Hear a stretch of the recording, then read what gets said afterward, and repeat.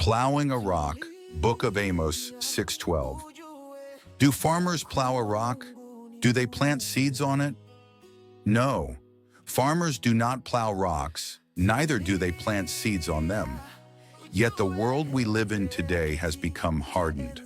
The hearts of people have become like stone, even the hearts of God's people. Things that were once easy to do have now become hard.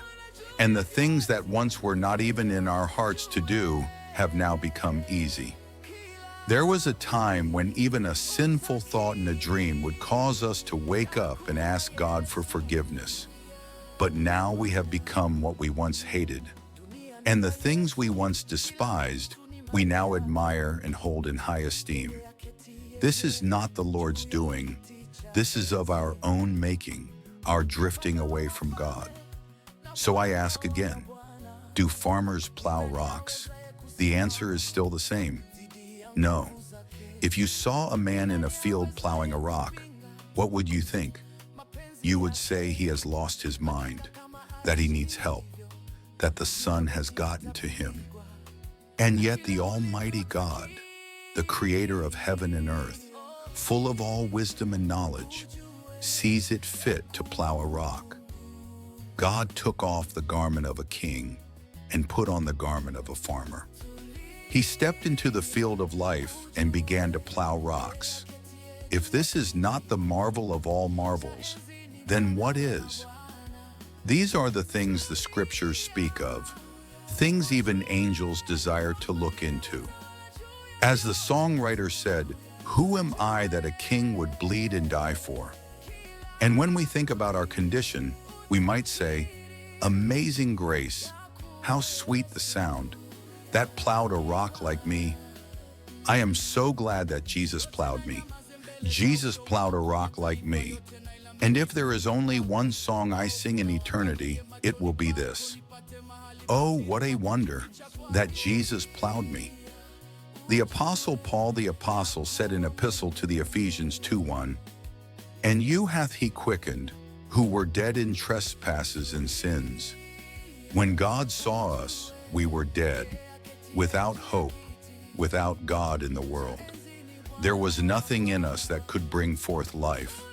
We were hard as a rock." But the psalmist cried, "When my heart is overwhelmed, lead me to the rock that is higher than I. So when I grow hardened, lead me to the rock that is stronger than I.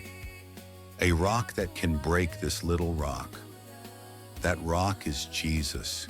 He is the only one who can break the stony heart, remove it, and give a heart of flesh. We were that rock no one valued, passed by, ignored, used, and abused. But one day Jesus passed by. He didn't see what everyone else saw. He saw something worth dying for, and he began to plow, plowing away at our hardened hearts until we were set free. So again I ask, do farmers plow rocks? Jesus has sent us into the world to do what he has done. He said, "The servant is not greater than his master. If he suffered, we will suffer too. Freely we have received, freely we must give. It is the Lord's work, and it is marvelous in our eyes." Oh, that God would arrest us and sentence us to hard labor in his service.